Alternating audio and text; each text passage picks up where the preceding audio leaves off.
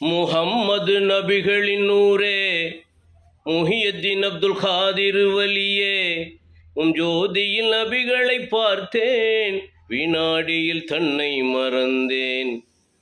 முஹம்மது நபிகளின் நூரே, முஹியத்தீன் அப்துல் காதிர் வலியே, ஜோதியில் நபிகளை பார்த்தேன், வினாடியில் தன்னை மறந்தேன். கண்களுமை காண்பதற்கு கண்விழியே தவிக்கும், கண்மணியே யா ஹபீபே கண்களுமை ரசிக்கும். கண்களுமை காண்பதற்கு கண்விழியே தவிக்கும், கண்மணியே யா ஹபீபே கண்களுமை ரசிக்கும்.